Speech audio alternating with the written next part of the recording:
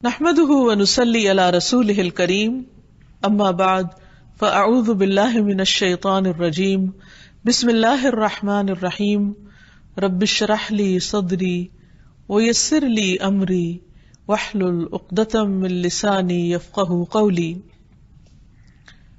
ناظرین، پروگرام اللہ کے خوبصورت نام کے ساتھ آپ کی خدمت میں حاضر ہیں۔ آج ہم انشاءاللہ اللہ سبحانہ وتعالی کے نام الآخر پہ بات کریں گے۔ اس سے پہلے ہم نے اللہ سبحانہ وتعالی کے نام الاول پر بات کی، اس کے بالکل برعکس اب الآخر پہ بات ہوگی۔ اللہ سبحانہ وتعالی الاول بھی ہے اور الآخر بھی۔ الآخر کا معنی ہے باقی رہنے والا، یعنی جب ساری مخلوق فنا ہو جائے گی تو وہ باقی رہے گا، اس کے بعد کوئی چیز نہیں۔ مخلوقات کے فنا ہونے کے بعد باقی رہنے والا صرف وہی ہے، بقا صرف اس کی ذات کو ہے، اور ہر چیز کی انتہا اسی کی طرف ہے۔ عربی زبان میں آخر کا لفظ کئی معنوں میں استعمال ہوتا ہے۔ نمبر 1، اول کے مقابل۔ نمبر 2، لمبی زمانی مدت تک باقی رہنا۔ نمبر 3، گنتی کے اعتبار سے پہلے کے بعد آنے والا، یعنی آخر میں آنے والا۔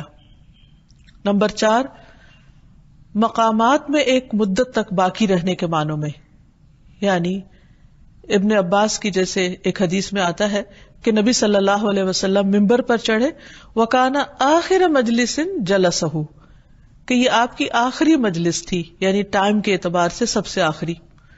پھر اسی طرح آخری کلام کے لیے بھی یہ لفظ استعمال ہوتا ہے، جیسے اللہ سبحانہ وتعالیٰ کا یہ قول ہے وَآخِرُ دَعْوَاهُمْ أَنِ الْحَمْدُ لِلَّهِ رَبِّ الْعَالَمِينَ، وَآخِرُ دَعْوَاهُمْ، اور ان کی دعا کا خاتمہ یہ ہوگا، آخری بات یہ ہوگی أَنِ الْحَمْدُ لِلَّهِ رَبِّ الْعَالَمِينَ، کہ سب تعریف اللہ کے لیے ہے جو تمام جہانوں کا رب ہے۔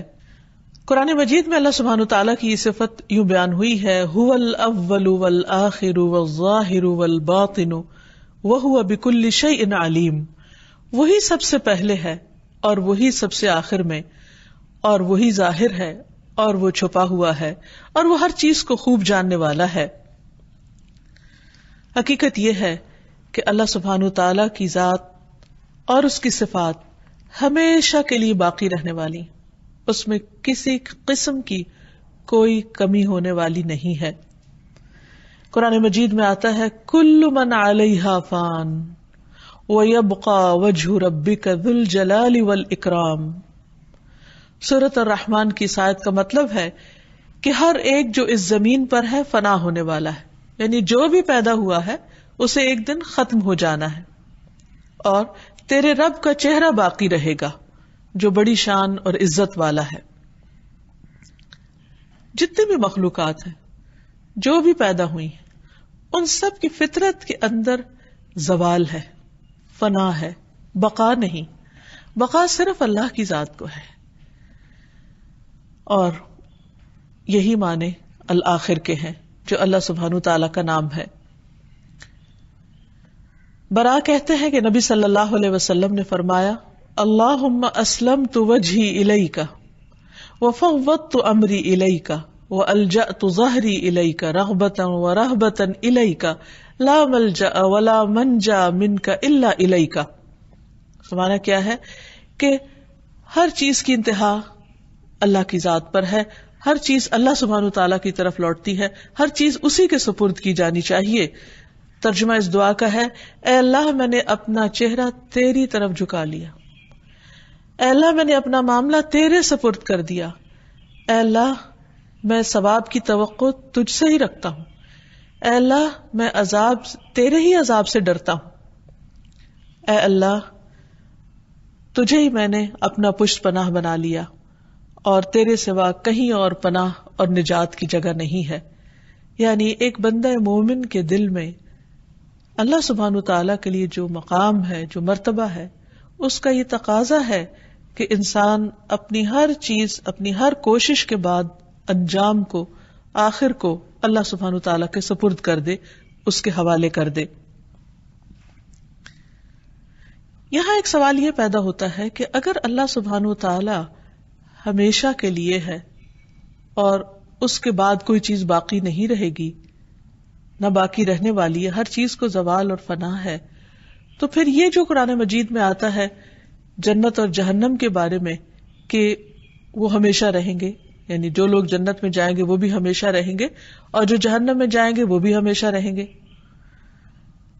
جیسے قرآن مجید میں آتا ہے قال اللہ ھذا یوم ینفع الصادقین صدقہم لہم جنات تجری من تحتها الانہار خالدین فیہا ابدا رضی اللہ عنہم ورضوا عنہ ذالک الفوز العظیم۔ اللہ فرمائے گا یہ وہ دن ہے کہ سچوں کو ان کا سچ فائدہ دے گا، ان کے لیے باغات ہیں جن کے نیچے نہریں بہتی ہیں، وہ ان میں ہمیشہ رہنے والے ہیں، اللہ ان سے راضی ہو گیا اور وہ اللہ سے راضی ہو گئے، یہی بہت بڑی کامیابی ہے۔ اور جہنمیوں کے بارے میں اللہ تعالیٰ نے فرمایا وَمَن يَعْصِ اللَّهَ وَرَسُولَهُ فَإِنَّ لَهُ نَارَ جَهَنَّمَ خَالِدِينَ فِيهَا أَبَدًا، اور جو اللہ اور اس کے رسول کی نافرمانی کرے گا تو اس کے لیے جہنم ہے جس میں وہ ہمیشہ ہمیشہ رہیں گے۔ تو پھر ان دو چیزوں میں تطبیق کیسے ہوگی؟ اگر اللہ سبحانہ تعالیٰ ہمیشہ کے لیے اور ادھر سے کہا جا رہا ہے کہ جنت اور جہنم ہمیشہ کے لیے ہے، تو کیا یہ دو چیزیں آپس میں کنٹرڈکٹ نہیں کر رہی؟ نہیں، اس لیے کہ اللہ سبحانہ وتعالیٰ اپنی ذات صفات کے ساتھ ہمیشہ کے لیے باقی ہے، اور جنت جہنم یہ کوئی بھی چیز جو باقی رہنے والی ہے اس کو اللہ سبحانہ تعالیٰ باقی رکھے گا، یعنی خود اس کی اپنی ذات کے اندر بقا نہیں ہے، وہ اپنی بقا کے لیے یا اپنے خلود کے لیے اللہ سبحانہ تعالیٰ کی محتاج ہے۔ تو جنت کب تک باقی رہے گی؟ جب تک اللہ باقی رکھنا چاہے، لیکن اللہ سبحانہ تعالیٰ اپنی ذات میں خود باقی ہے، تو یہ ایک بہت بڑا فرق ہے۔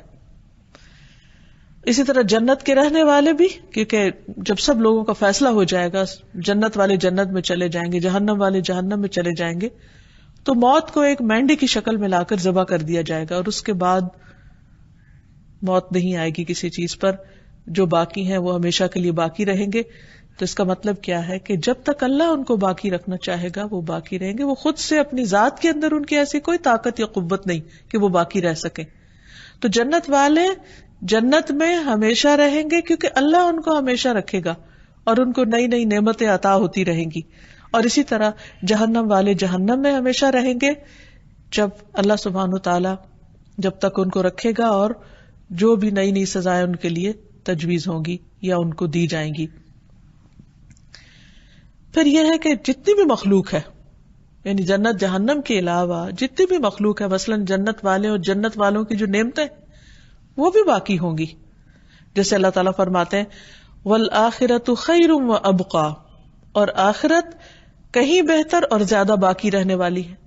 تو وہ بھی کیسے باقی رہنے والی ہے؟ یعنی اللہ تعالیٰ اس کو باقی رکھنے والا ہے، کیونکہ اس نے اپنے بندوں کے لیے ایسی نعمتیں پیدا کی ہیں کہ جن کا کچھ شمار نہیں اور جن کی کوئی مثال نہیں اس دنیا میں۔ تو اس لیے حقیقت یہ ہے کہ اللہ ہی اول اور آخر ہے، اور باقی تمام چیزیں اپنی بقا کے لیے اللہ سبحانہ تعالیٰ کی محتاج ہے۔ جب ایک انسان اس صفت پر ایمان لے آتا ہے، اللہ تعالیٰ کے اس نام کو پہچان لیتا ہے، تو پھر وہ بے اختیار اللہ تعالیٰ کے اس نام کے ساتھ دعائیں بھی کرتا ہے، اور دعا انسان کی بندگی کا اظہار ہے، دعا ایک عبادت ہے۔ اللہ سبحانہ تعالیٰ سے ون آن ون بیس پر، بالکل پرسنل لیول پر ایک تعلق ہے، جس میں اللہ سبحانہ تعالیٰ بندے سے بہت زیادہ خوش ہوتا ہے جب بندہ اس کے آگے ہاتھ پھیلاتا ہے، جب بندہ اس کے آگے اپنی عاجزی و زاری اور اپنی کمزوری اور محتاجی کا ذکر کرتا ہے، اور اپنی چھوٹی اور بڑی ضرورت اس کے سامنے رکھتا ہے۔ تو اس نام کے ساتھ بھی دعا کرنی چاہیے، کیونکہ سارے معاملات اسی کی طرف جا کر ٹھہر جاتے ہیں، اسی کی طرف جا کر ان کا اختتام ہوتا ہے، ہر چیز اسی کے سپرد ہوتی ہے، ہر چیز اسی کے حوالے ہوتی ہے، ہماری تقدیر بھی اسی کے ہاتھ میں ہے، اس لیے ہمیں اس کو پکارتے رہنا چاہیے۔ نبی صلی اللہ علیہ وسلم صبح و شام کی دعاؤں میں خاص طور پر یہ فرمایا کرتے تھے اللہم بک اصبحنا وبک امسینا وبک نحیا وبک نموت والیک المصیر. اے اللہ، ہم نے آپ کے نام کے ساتھ صبح کی اور آپ کے نام سے شام کی اور آپ کے نام سے ہم زندہ ہیں اور آپ کے نام پر ہم مرتے ہیں اور آپ ہی کی طرف لوٹنا ہے، آپ ہی کی طرف پلٹنا ہے. یعنی ہمارا انجام، ہمارا اختتام آپ ہی کی طرف ہے. اس طرح شام ہوتی تو آپ فرماتے اللہم بک امسینا وبک نحیا وبک نموت والیک النشور. اے اللہ، ہم آپ کے نام سے شام کرتے ہیں، یعنی جس طرح ہر زندگی کا اختتام ہے اسی طرح ہر صبح کا ایک انجام ہے، ایک شام ہے. تو اس وقت بھی ہماری شام تیرے نام پر ہے اور اسی طرح تیرے نام پر ہی ہم زندہ ہیں اور تیرے نام پر ہی مریں گے. یعنی ہماری زندگی اور موت کا مالک تو ہے اور آپ ہی کی طرف ہمیں اٹھنا ہے. پھر اسی طرح یہ ہے کہ جب ہم اللہ سبحانہ و تعالیٰ کو اس نام سے جان لیتے ہیں تو پھر اسی کو اپنی غایت قرار دینا چاہیے کہ ہماری ساری امیدیں، ہماری ساری توقعات اسی کے ساتھ وابستہ ہو جانی چاہیے اور اس بات کا پورا یقین ہونا چاہیے کہ وہ ہے جو سب کچھ کرنے والا ہے. عام طور پر ہم انسانوں کی کمزوری یہ ہوتی ہے کہ جب ہم پریشان ہوتے ہیں تو انسانوں کے سہارے ڈھونڈتے ہیں، مادی سہارے ڈھونڈتے ہیں، وقتی سہارے ڈھونڈتے ہیں، کبھی ایک طرف جاتے ہیں کبھی دوسری طرف جاتے ہیں. لیکن ہم سب جانتے ہیں کہ اس کا نتیجہ کیا ہوتا ہے. ایسے میں انسان کو کبھی بھی مایوس نہیں ہونا چاہیے اور اس کو اللہ سبحانہ تعالیٰ ہی کی طرف رجوع کرنا چاہیے اور اس کے بعد کسی اور کی طرف نہیں، کیونکہ وہ الآخر ہے. ہماری آخری منزل وہی ہے، اس کے بعد کوئی اور نہیں. کہ اگر وہ ناراض ہو جائے تو کوئی اور ہم سے راضی ہو جائے یا وہ اس کو ہم سے راضی کر دے. اگر وہ نہ دے تو کوئی اور دے نہیں سکتا. پوری دنیا کے لوگ مل کر بھی اگر ہمیں کوئی فائدہ پہنچانا چاہیں تو نہیں پہنچا سکتے، اور سب مل کر اگر کوئی نقصان دینا چاہے تو بھی نہیں دے سکتے، کیونکہ آخری فیصلہ اس کا ہے. ہر چیز اسی کی طرف پلٹتی، اس کے فیصلے کو کوئی چیلنج نہیں کر سکتا، اس کے دیے ہوئے کو کوئی روک نہیں سکتا، کیونکہ اصل اتھارٹی اسی کے پاس ہے. تو اس لیے ہمیں اللہ تعالی اکیلے ہی کو اپنی غایت قرار دینا چاہیے. ابن القیم کہتے ہیں کہ اللہ کے نام الآخر کے ساتھ اللہ کی عبادت کرنا یہ ہے کہ آپ اکیلے اللہ کو اپنی غایت قرار دیں، یعنی اپنا مطلوب، اپنا مقصود، اپنا محبوب، کیونکہ ہر چیز آخر میں وہیں جا کر ختم ہوتی ہے اور وہ ہر آخر کے بعد ہے. اسی طرح ہماری تمنا اور مراد اور امید وہی ہونی چاہیے، کیونکہ اس کے بعد کوئی اور ایسی جگہ نہیں، کوئی راستہ نہیں، کوئی ایگزٹ نہیں، کہیں بھی اور ہم نہیں جا سکتے. اور ہمیں اپنی ضرورت اور مجبوری کو اپنے رب کی طرف لوٹانا چاہیے، کیونکہ اگر ہم اپنی ضروریات اور حاجات میں اللہ سبحانہ تعالیٰ کو چھوڑ کر کسی اور کی طرف جائیں گے تو خود ختم ہونے والے ہیں. خود ان کو بقا نہیں، وہ تو خود اپنے آپ کو بھی سہارا نہیں دے سکتے، وہ تو اپنی ضروریات بھی پوری نہیں کر سکتے، وہ تو اپنی مدد کے لیے بھی اللہ کے محتاج ہیں. تو پھر ان کا سہارا لینے کی بجائے کیوں نہ ہم اللہ سبحانہ تعالیٰ ہی کی طرف جائیں اور کسی بھی تکلیف میں، تنگی میں، حاجت میں، ضرورت میں اللہ ہی کو اپنا ملجا و ماوا سمجھے، اسی کو اپنا مرجع سمجھے اور اسی کی طرف پلٹیں، کیونکہ وہ ہر چیز کا مالک ہے، ہر ایک کا رب ہے، جس کو چاہے عطا کرے اور جس کو چاہے روک دے. انسانوں کے دل بھی اسی کے ہاتھ میں ہے، ہماری نیتوں کا مالک بھی وہی ہے، ارادوں کا مالک بھی وہی ہے. اسی لیے ہمیں یہ دعا مانگنے کو کہا گیا، ربنا لا تزغ قلوبنا بعد اذ ہدیتنا وہب لنا من لدنک رحمہ انک انت الوہاب. اے ہمارے رب، ہمارے دل ٹیڑھے نہ کر اس کے بعد کہ تو نے ہمیں ہدایت عطا کر دی، اور ہمیں اپنے پاس سے رحمت عطا فرما، بے شک تو ہی بے حد عطا کرنے والا ہے. کیونکہ اگر اللہ سبحانہ تعالیٰ دلوں کو پھیر دے تو اس کے بعد، کیونکہ وہ الآخر ہے نا، تو اس کے بعد کسی کے اندر طاقت نہیں کہ وہ ان دلوں کو سیدھا کر دے، کیونکہ اس کے بعد تو کوئی ہے ہی نہیں، نو پاور، کسی کے پاس کوئی اختیار نہیں. اس لیے جہاں کہیں انسان کو اپنی زندگی میں کوئی خدشہ، کوئی کمی، کوئی پریشانی ہونے لگے تو اس الآخر ہی کی طرف رجوع کرے. جیسے ہم دیکھتے ہیں کہ انبیاء علیہ السلام نے اپنی ضروریات میں اسی کو پکارا. زکریا علیہ السلام اپنے رب کی طرف لوٹتے ہیں، ساری زندگی اس سے مایوس نہیں ہوتے. جب عمر کا ایک طویل حصہ گزر جاتا ہے تو بھی دعا مانگتے رہتے ہیں، اور خاص طور پر جب حضرت مریم کے پاس وہ مختلف طرح کے پھل اور رزق پاتے ہیں تو ان کو اور زیادہ جوش آتا ہے، وہ ان کے لیے ایک موٹیویشنل پوائنٹ بنتا ہے اور اتنے ہی قوت کے ساتھ دعا مانگتے ہیں. عام طور پر جب ہم دعا مانگتے ہیں تو ہمارے اندر یقین کم ہوتا ہے، ہم سوچتے پتہ نہیں اللہ تعالیٰ قبول کرے گا یا نہیں. ہم اللہ کی قدرت کو نہیں دیکھتے، اس کی عظمت کو نہیں محسوس کرتے، ہم یہ دیکھتے ہیں کہ اسباب کتنے ہیں. اللہ سبحانہ وتعالیٰ کو تو اسباب کی ضرورت نہیں. یہ ٹھیک ہے کہ وہ اسباب کے پردے میں چیزیں عطا کرتا ہے، لیکن وہ اس کا محتاج نہیں ہے. سارے اسباب بھی اسی کی طرف لوٹتے ہیں، ان کا بھی کنٹرول کرنے والا وہی ہے، وہ بھی اسی کے اختیار میں ہے.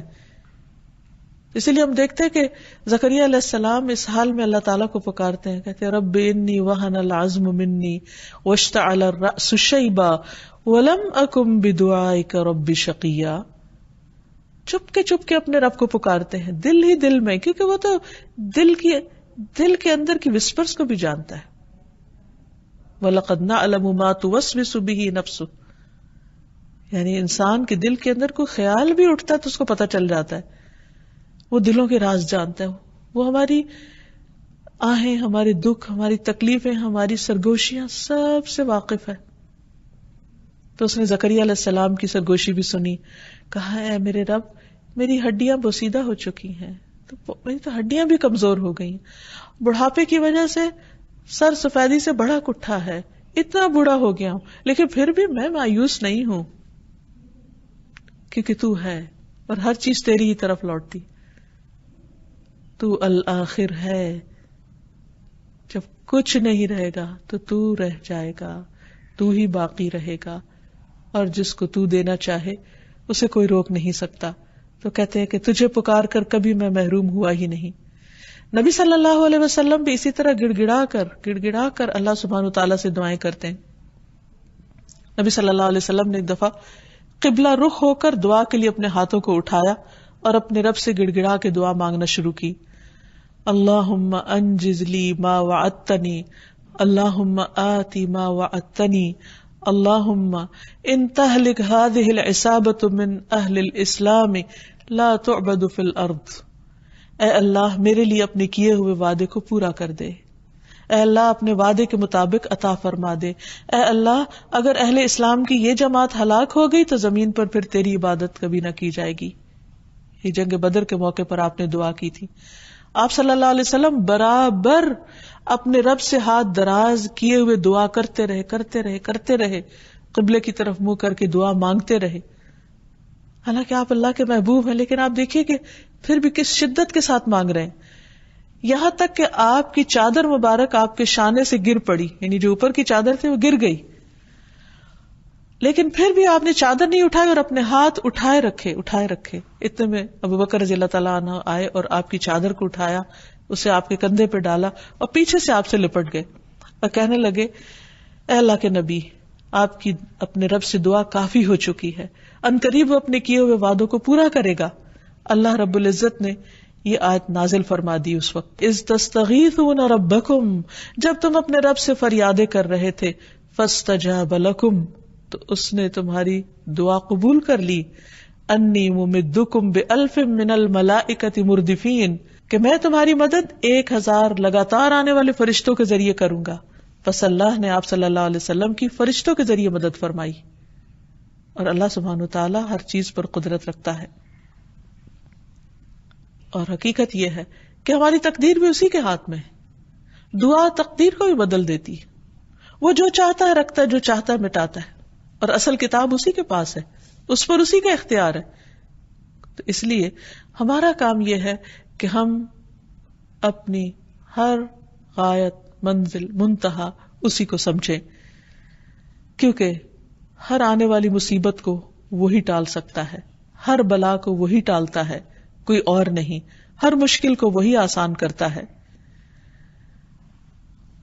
نبی صلی اللہ علیہ وسلم کو حضرت عائشہ کہتی کہ ایک رات میں نے اپنے بستر پر نہ پایا تو میں نے آپ کو تلاش کیا کہ آپ کہاں ہیں. دیکھا کہ آپ اپنی نماز کی جگہ پر ہیں تو میرا ہاتھ آپ کے تلوے پہ جا پڑا، اس حال میں کہ آپ کے پاؤں زمین پر نصب تھے، گڑے ہوئے تھے، سجدے میں پڑے ہوئے تھے آپ، اور آپ فرما رہے تھے اللہم اعوذ برضاک من سخطک وبمعافاتک من عقوبتک واعوذ بک منک لا احصی ثناء علیک انت کما اثنیت علی نفسک. اے اللہ، میں تیری ناراضگی سے، تیری رضامندی کی اور تیری سزا سے، تیری معافی کی پناہ چاہتا ہوں، اور میں تجھ سے ڈر کر تیری ہی پناہ میں آتا ہوں. آپ دیکھیے کہ عام طور پر جب انسان کسی انسان سے ڈرتا ہے تو اس سے بھاگ نکلتا ہے، لیکن جب ہم اللہ سے ڈرتے ہیں تو اس کی طرف اور رغبت کرتے. کتنا پیارا ہے ہمارا رب کہ جب ہم اس کی نافرمانی کر بیٹھتے ہیں، جب ہمیں یہ پتہ بھی چل جائے کہ وہ ناراض ہے ہم سے، تو پھر ہمیں اس سے دور نہیں جانا، اس کو راضی کرنا، اسی کی طرف جانا، اور وہ اپنی پناہ میں لے لیتا ہے. تو نبی صلی اللہ علیہ وسلم نے فرمایا میں تیری تعریف کرنے کی طاقت نہیں رکھتا، تو ویسا ہی ہے جیسے تو نے خود اپنی ثنا بیان کی. یعنی میری استطاعت میں نہیں کہ میں تیری حمد و ثنا اس طرح بیان کر سکوں جیسے کرنے کا حق ہے، اور جس طرح جس خوبصورت انداز میں اے رب تو نے خود اپنی حمد و ثنا بیان کی وہی تیرے لائق ہے. پھر حقیقت یہ ہے کہ ہم پر جتنا بھی فضل اور رحمت ہے اسی کی ہے، اور ساری مشکلات کو آسان کرنے والا وہی ہے. اللہ تعالیٰ فرماتے ہیں وَإِن يَمْسَسْكَ اللَّهُ بِضُرٍّ فَلَا كَاشِفَ لَهُ إِلَّا هُ وَإِن يُرِدْكَ بِخَيْرٍ فَلَا رَادَّ لِفَضْلِهِ يُصِيبُ بِهِ مَن يَشَاءُ مِنْ عِبَادِهِ وَهُوَ الْغَفُورُ الرَّحِيمُ. اور اگر اللہ تجھے کوئی تکلیف پہنچائے تو اس کے سوا کوئی دور نہیں کر سکتا. تو اس لیے آخری منزل ہماری وہی ہونی چاہیے، سب سے پہلے بھی اسی کا خیال آنا چاہیے اور سب سے آخر میں بھی اسی کا آنا چاہیے. کیونکہ اگر وہ تیرے ساتھ کسی بھلائی کا ارادہ کر لے تو کوئی اس کے فضل کو ہٹانے والا بھی نہیں. وہ اسے اپنے بندوں میں سے جس کو چاہتا ہے پہنچاتا ہے، یعنی اپنے بندوں میں سے جس کو چاہتا ہے نوازتا ہے. وہی بے حد بخشنے والا، نہایت رحم فرمانے والا ہے. تو جب انسان اللہ تعالیٰ کی صفت کو پہچان لیتا ہے تو پھر ہو نہیں سکتا کہ بندہ اللہ سبحانہ و تعالیٰ کی نافرمانی کرے اور اس کو ناراض کرے، کیونکہ الآخر کی معرفت کا لازمی نتیجہ ہے کہ تمام مخلوقات اس کی بارگاہ میں سر جھکا دیں، کیونکہ اس سے آگے ہم کہیں بھاگ کے نہیں جا سکتے. اس کی نافرمانی کر کے نہ ہمیں آسمان پناہ دے گا نہ زمین دے گی، نہ کوئی پہاڑ اور نہ کوئی کھو اور نہ کوئی غار، کہیں بھی کوئی ایسی چیز نہیں کہ جو ہمیں پھر اللہ تعالیٰ سے بچا لے، اس کی ناراضگی اور اس کے غضب سے بچا لے. اس لیے بہت ضروری ہے کہ ہم اس نام کو پہچان کر اسی کے دامن میں پناہ لیں اور اسی کی طرف پلٹیں، اور جب اس کی طرف پلٹیں تو اس کو راضی بھی کریں اور اس کی عبادت بھی کریں، اور ہر اس کام کو چھوڑ دیں جو اس کی ناراضگی کا سبب ہے، کیونکہ اگر اس نے ہمیں چھوڑ دیا تو پھر کوئی اور ہمارا مددگار نہیں ہو سکتا. اور پھر یہ کہ اپنی ساری عبادات، اپنے صدقہ خیرات، اپنی تمام زندگی اللہ کی رضا میں گزاریں، کیونکہ اسی کی طرف جانا ہے. انا للہ و انا الیہ راجعون. ہم بھی اللہ کے لیے ہیں اور اسی کی طرف پلٹ کے جانے والے ہیں. جب ہمارا انجام اس کے ہاتھ میں ہے، ہماری آخری منزل اس کے پاس ہے، جزا اور سزا کا فیصلہ اس کے ہاتھ میں ہے، تو پھر کسی اور کو خوش کرنے کا کیا مطلب اس کو ناراض کر کے. تو خوش قسمت ہے وہ انسان جس کو یہ ڈھنگ آ جائے کہ اس کو راضی کرنے کے لیے باقیوں کی ناراضگی مول لے سکے. کیونکہ اس کو راضی کرنے میں کیا چیز حائل ہوتی، کیا چیز رکاوٹ بنتی ہے؟ عام طور پر لوگوں کا ڈر، معاشرے کا خوف، دوسرے مجھے کیا کریں گے، مجھے لیبل کر دیں گے اور مجھے نکو بنائیں گے، میرا مذاق اڑائیں گے. لیکن سوچے انسان تھوڑی دیر کے لیے کہ یہ سب مذاق اڑانے والے، یہ سب برا بھلا کہنے والے خود ختم ہونے والے ہیں، اور باقی تو اللہ کی ذات ہے. الآخر تو وہی ہے، آخر میں تو ہم نے اسی کے پاس ہمیشہ کے لیے چلے جانا ہے. تو ہم ان سے کیوں ڈریں جو خود ختم ہونے والے ہیں؟ ہم اس سے کیوں نہ ڈریں کہ جو ہمیشہ باقی رہنے والا ہے اور جس سے اچھے انجام کی توقع کی جا سکتی ہے. پھر یہ ہے کہ انسان اپنی نیت کو بھی درست رکھے. کوئی بھی کام کرنا ہو تو اسی کی رضا کے لیے کرے. پھر اسی طرح اللہ سبحانہ تعالیٰ سے ملاقات کے بارے میں مکمل علم حاصل کرے، کیونکہ اللہ تعالیٰ قرآن مجید میں فرماتے ہیں واتقوا اللہ واعلموا انکم ملاقوہ. اللہ سے ڈرو اور جان لو کہ تم اسی سے ملاقات کرنے والے ہو، وہاں جا کے ٹھہرنا ہی ٹھہرنا ہے، آخر وہیں لگنی ہے تمہاری. دنیا میں انسان تو جتنا چاہے بھاگ لے اس سے، کیونکہ انسان کے نفس پر عبادت بڑی بھاری ہے. وہ اللہ تعالیٰ کے احکام سے چھپتا پھرتا ہے، اللہ کی عبادت سے منہ موڑتا ہے، اللہ کی رضا کی پرواہ نہیں کرتا، دنیا اس کی ترجیح ہوتی ہے. لیکن آہستہ آہستہ ہر روز اس کی زندگی کم ہوتی چلی جاتی، ایک ایک ڈراپ گرتا چلا جا رہا ہے اور انسان اپنی موت کے قریب ہوتا چلا جا رہا ہے، اور مرنے کے بعد اسی کے پاس جا کر اس کو ٹھہرنا ہے.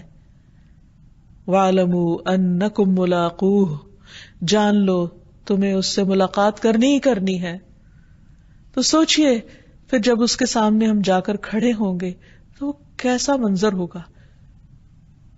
نبی صلی اللہ علیہ وسلم نے فرمایا کہ تم میں سے کسی کے قدم اس وقت تک میدان حشر سے ٹل نہ سکیں گے جب تک 5 باتوں کا جواب نہ دے دے کہ عمر کہاں گزاری، جوانی کہاں لگائی، علم پر عمل کتنا کیا، مال کہاں سے آیا، کہاں خرچ کیا، جسم کو کس کام میں گلایا. تو اس لیے اس دن کے جو اللہ کی ملاقات کا دن ہے، اس کی ساری تفصیلات اور جزیات ہمیں معلوم ہونی چاہیے کہ ہماری اس جرنی کا میپ کیا ہے، کہاں کہاں سے گزرنا ہے، حشر کیسے ہوگا، دوبارہ کیسے اٹھیں گے، اعمال نامے کیسے تقسیم ہوں گے، اعمال نامے تولے کیسے جائیں گے، حوض کوثر کہاں ہوگا، پل صراط کہاں ہوگا، وہ کیسا ہوگا، اس سے پار ہونے کے بعد کیا پیش آئے گا، جنت میں داخلہ کیسے ہوگا، اللہ سبحانہ تعالیٰ سے جنت میں کیسے ملاقات ہوگی، وہ کون سے کام کرنے چاہیے کہ ہم اس کے دیدار کے قابل ہو سکیں، کیونکہ اس سے بڑی لذت اور اس سے بڑی نعمت کوئی نہیں. تو ان چیزوں کا علم حاصل کرنا، درست علم حاصل کرنا، یقینی علم حاصل کرنا نہایت ضروری ہے.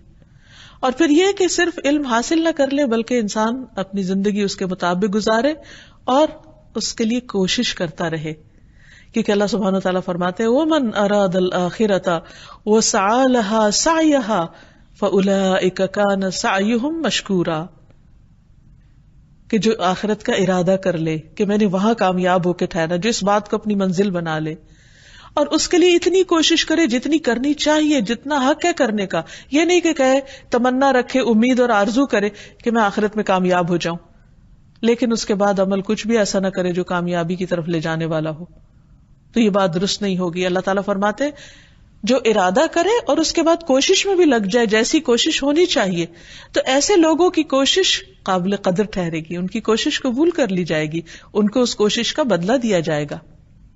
سورۃ النجم میں اللہ تعالیٰ فرماتے ہیں وَأَلَّيْسَ لِلْإِنسَانِ إِلَّا مَا سَعَى، اور نہیں ہے انسان کے لیے مگر وہی جس کی وہ کوشش کرے. انسان کو وہ ملے گا جس کے لیے وہ بھاگ دوڑ کرتا ہے. وَأَنَّ سَعْيَهُ سَوْفَ يُرَى، اور یقیناً اس کی کوششیں دیکھی جائیں گی، یعنی قیامت کے دن اس کا نامہ اعمال سامنے لا کر دیکھا پرکھا جائے گا. اللہ سبحانہ تعالیٰ صرف فرشتوں کا لکھا ہوا ہی نہیں، براہ راست خود بھی علم رکھتے ہیں. انسان کے ہاتھ پاؤں بھی بولیں گے اور انسان کے سینے کے اندر جو نیتیں اور ارادے وہ بھی سامنے لا کے رکھے جائیں گے. وَحُصِّلَ مَا فِي الصُّدُورِ،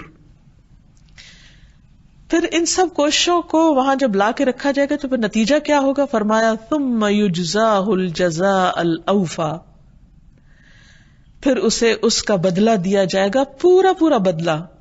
وَأَنَّ إِلَىٰ رَبِّكَ الْمُنْتَهَىٰ، اور یہ کہ بے شک تیرے رب ہی کی طرف آخر کار پہنچنا ہے، انتہا تو وہی ہے، جانا تو وہی ہے. اس لیے اس کی تیاری کرنا ضروری ہے.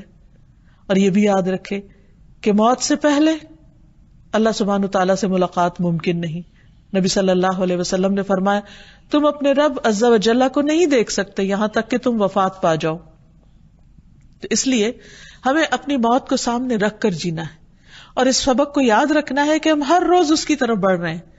اللہ سبحانہ وتعالیٰ فرماتے ہیں یا ایھا الانسان انک کادح الی ربک کدحا فملاقیہ فاما من اوتی کتابہ بیمینہ فسوف یحاسب حسابا یسیرا وینقلب الی اہلہ مسرورا واما من اوتی کتابہ وراء ظہرہ فسوف يدعو ثبورا ويصلى سعيرا انه كان في اهله مسرورا. اے انسان بے شک تو مشقت کرتے اے انسان بے شک تو مشقت کرتے کرتے اپنے رب کی طرف جانے والا ہے. یعنی اس دنیا میں انسان روز تھکتا ہے، بھاگ دوڑ کرتا ہے، لیکن یہ بھول جاتا ہے کہ ایک دن جو ختم ہوا وہ رب کے طرف جانے کا راستہ اور قریب ہوا، وہ موت کے قریب ہوا، وہ اپنی قبر کے قریب ہوا، وہ حشر کے قریب ہوا، وہ اپنے آخری انجام کے قریب ہوا. اے انسان تو مشقت کرتے کرتے اپنے رب کی طرف جانے والا ہے، سخت مشقت، پھر اس سے ملنے والا ہے، ملاقات ہوگی. ایک حدیث میں آتا ہے کہ انسان اس حال میں اپنے رب سے ملے گا کہ اس کے دائیں ہاتھ میں اس کے اچھے عمل، بائیں ہاتھ میں اس کے برے عمل، سامنے جہنم دہک رہی ہوگی. نبی صلی اللہ علیہ وسلم فرمایا اگر حال یہ ہے تو اس آگ سے بچنے کی فکر کرو، خواہ کھجور کا آدھا ٹکڑا ہی کیوں نہ دو، اتنا بھی صدقہ کر سکو تو کر ڈالو، شاید یہی صدقہ وہاں کام آ جائے اور اسی سے نجات ہو جائے، کیونکہ وہاں حساب ہوگا. تو فرمایا لیکن وہ شخص جسے اس کا نامہ اعمال اس کے دائیں ہاتھ میں دیا گیا سو ان قریب اس سے حساب لیا جائے گا، آسان حساب، یعنی اس کو اللہ تعالیٰ اس کے اعمال کو دیکھ کر صرف نظر فرمائیں گے اور وہ اپنے گھر والوں کی طرف خوش خوش واپس آئے گا. حساب کے بعد جیسے کوئی ایگزام دے کر آتا ہے، کوئی انٹرویو دے کر آتا ہے، وائوا دے کر آتا ہے، تو پھر اپنے گھر والوں کو آ کر ساری رودات بتاتا ہے. لیکن وہ شخص جسے اس کا نامہ اعمال اس کی پیٹھ پیچھے دیا گیا تو ان قریب وہ بڑی ہلاکت کو پکارے گا، موت کو پکارے گا. لیکن موت کہاں، وہ بھڑکتی ہوئی آگ میں جا داخل ہوگا. بلا شبہ وہ اپنے گھر والوں میں بڑا خوش تھا، یعنی اپنی دنیا میں بہت مگن تھا، اور اس نے اپنے اس آخری دن کو، آخری وقت کو اور اللہ سبحانہ وتعالیٰ سے اس آخری ملاقات کو یاد نہیں رکھا. اس کی پرائرٹی دنیا تھی، اس کی ترجیحات دنیا تھی. تو مومن ہمیشہ اللہ سے ملاقات کا نہ صرف یہ کہ انتظار کرتا ہے، اس کا یقین رکھتا ہے، اس کا شوق بھی رکھتا ہے. رسول اللہ صلی اللہ علیہ وسلم نے فرمایا جو اللہ سے ملاقات کرنے کو پسند کرتا ہے اللہ بھی اس سے ملاقات کرنے کو پسند کرتا ہے، اور جو اللہ سے ملاقات کرنے کو ناپسند کرتا ہے اللہ بھی اس سے ملاقات کرنے کو پسند نہیں کرتا. پھر یہ کہ جو شخص اس نام کو سمجھتا ہے، جان لیتا ہے، اسے چاہیے کہ اللہ کی ناراضگی سے ڈرتے ہوئے دنیا میں زندگی بسر کرے. اللہ تعالیٰ فرماتے ہیں مجھے میری عزت کی قسم میں اپنے بندے پر نہ دو امن جمع کرتا ہوں نہ دو خوف. اگر میرا بندہ دنیا میں مجھ سے امن میں رہا تو اسے بندوں کے حشر والے دن خوف دلاؤں گا، اور جو مجھ سے دنیا میں ڈر گیا تو لوگوں کے جمع ہونے والے دن اسے امن عطا کروں گا. پھر یہ کہ انسان اپنی آخرت کی تیاری اس طرح رکھے کہ معلوم نہیں کس وقت کال آ جائے، کس وقت جانا پڑے. اپنے فرائض کو ادا کر کے رکھے، اپنے قرض چکا کے رکھے، لوگوں کے حقوق ادا کر کے رکھے. یعنی جیسے کسی بھی سفر میں جانا ہوتا ہے تو انسان کانشیسلی اپنے وقت کا استعمال کرتا ہے کہ تھوڑی دیر رہ گئی ہے، اتنے دن رہ گئے ہیں، اتنے گھنٹے رہ گئے ہیں، اور اس کی مجھے پوری تیاری کر لینی چاہیے، کیونکہ سفر اگر لمبا ہے اور ضرورت کا سامان نہیں تو بہت مشکل پیش آئے گی. تو اسی طرح اپنی آخرت کے سفر کے بارے میں بھی انسان کانشیس رہے اور اپنی طرف سے پوری تیاری کرے. پھر اس تیاری میں عام طور پر انسان کو کچھ سیکریفائسز کرنی پڑتی ہیں. بعض اوقات دنیا کا کچھ حصہ صرف اس لیے چھوڑنا پڑتا ہے کہ وہ آخرت کے لیے نقصان دہ ہے. بالکل ایسے ہی جیسے ایک شخص بیمار ہو جاتا ہے تو اس کو خوراک میں سے، غذا میں سے کچھ چیزیں کم کرنی پڑتی ہیں، ہاں اس کے لیے کتنی پسندیدہ ہوں. کس لیے؟ کیونکہ اس کے پاس اب کوئی چوائس نہیں، یا یہ کہ وہ زندگی کو بچائے اور اپنی اس خوراک کو کم کر دے جو نقصان دہ ہے. اور یا پھر یہ کہ چند دن کے لیے وہ مزے کر لے اور بعد میں ہلاکت کا شکار ہو. تو عقل مند وہی ہوگا کہ جو زندگی چاہے گا، جو بقا چاہے گا، اور اس کے لیے وہ اپنی کچھ پسندیدہ چیزوں کو چھوڑ بھی دے گا. اسی طرح جب انسان اپنی آخرت کو چاہتا ہے تو وہ اپنی دنیا کو اس کے لیے قربان کر سکتا ہے. اور وہ کیسے؟ جیسے صبح کے وقت فجر کی نماز کے لیے اپنا بستر چھوڑنا، اپنی نیند قربان کرنا، خواہ کتنی بھی گہری نیند آئی ہو تو انسان اس وقت بستر چھوڑ دیتا ہے، کیونکہ اسے پتا ہے کہ ایک دن اپنے رب کے سامنے جا کھڑے ہونا، وہ پوچھے گا کہ یہ تم سوتے رہے، مجھ سے کب پیار تھا، نیند تمہیں پیاری تھی. تو اس لیے اس کی قربانی یہیں سے شروع ہو جاتی ہے، دن کے آغاز سے ہی.